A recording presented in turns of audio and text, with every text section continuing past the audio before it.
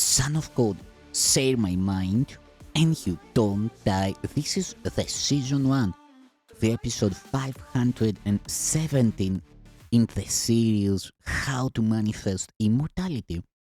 And the name of today's teaching is The Investment in Reality. I once asked you to sell all you have and give it to the poor and follow me. This is what I meant. If you have no investment in anything in this world, you can teach the poor where their treasure is. The poor are merely those who have invested wrongly, and they are poor indeed. Because they are in need, it is given you to help them, since you are among them. Consider how perfectly your lesson would be learned if you were unwilling to share their poverty.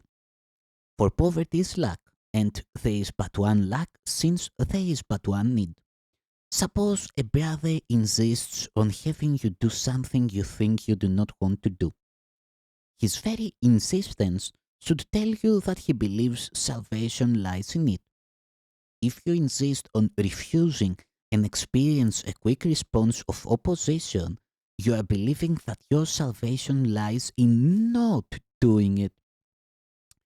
You then are making the same mistake he is, and are making his error real to both of you. Insistence means investment, and what you invest in is always related to your notion of salvation. The question is always twofold. First, what is to be saved? And second, how can it be saved? Whenever you become angry with a brother, for whatever reason, you are believing that the ego is to be saved and to be saved by attack. If he attacks, you are agreeing with this belief, and if you attack, you are reinforcing it. Remember that those who attack are poor. Their poverty asks for gifts, not for further impoverishment. You, who could help them, are surely acting destructively if you accept their poverty as yours. If you had not invested as they had, it would never occur to you to overlook their need. Recognize what does not matter. And if your brother asks you for something outrageous, do it because it does not matter. Refuse, and your opposition establishes that it does matter to you. It is only you, therefore, who have made the request outrageous, and every request of a brother is for you. Why would you insist in denying him? For to do so is to deny yourself and impoverish both. He is asking for salvation, as you are. Poverty is of the ego, never of God, and never of God. No outrageous requests can be made of one who recognizes what is valuable and wants to accept nothing else. Salvation is for the mind, and it is attained through peace. This is the only thing that can be saved, and the only way to save it.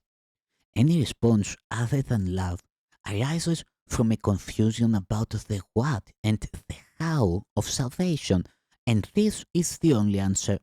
Never lose sight of this, and never allow yourself to believe, even for an instant, that there is another answer, for you will surely place yourself among the poor, who do not understand that they dwell in abundance and that salvation is come. To identify with the ego is to attack yourself and make yourself poor.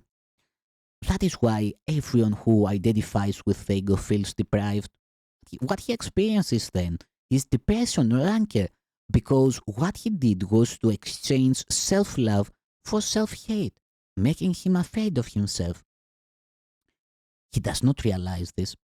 Even if he is fully aware of anxiety, he does not perceive its source as his own ego identification, and he always tries to handle it by making some sort of insane arrangement with the world. He always perceives this world as outside himself, for this is crucial to his adjustment. He does not realize that he makes this world, for there is no world outside of him. If only the loving thoughts of God's Son are the gold's reality, the real gold must be in his mind. His insane thoughts too must be in his mind, but an internal conflict of this magnitude he cannot tolerate. A split mind is endangered, and the recognition that it encompasses completely opposed thoughts within itself is intolerable. Therefore, the mind projects the split, not the reality.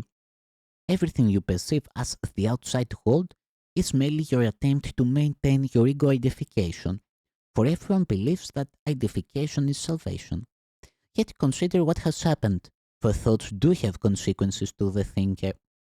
You have become at odds with the world as you perceive it because you think it is antagonistic to you. This is a necessary consequence of what you have done.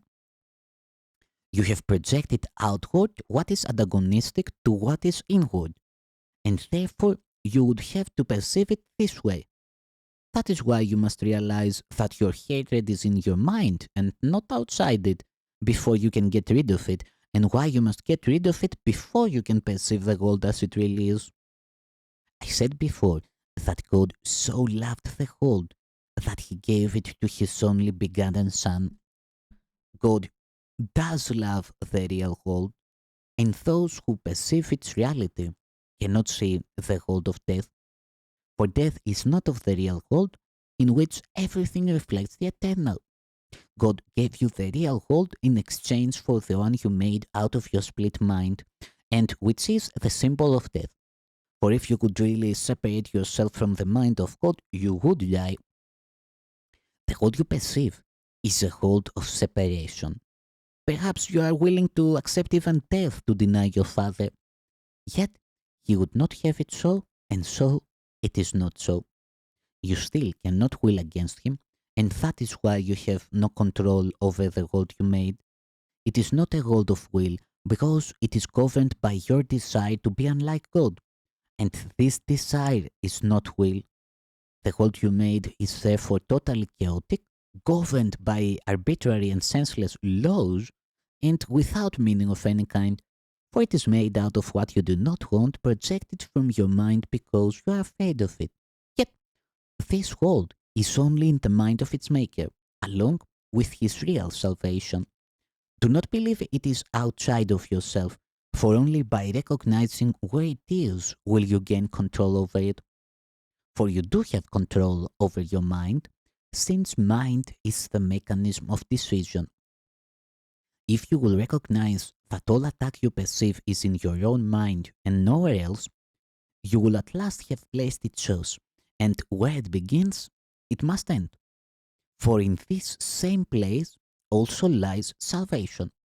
The altar of God where Christ abideth is there. You have defiled the altar, but not the world. Yet Christ has placed the atonement on the altar for you. Bring your perceptions of the world to this altar, for it is the altar to truth. There you will see your vision changed, and there you will learn to see truly. From this place, where God and His Son dwell in peace, and where you are welcome, you will look out in peace and behold the world truly. Yet to find the place, you must relinquish your investment in the world as you projected, allowing the Holy Spirit to extend the real world to you from the altar of God.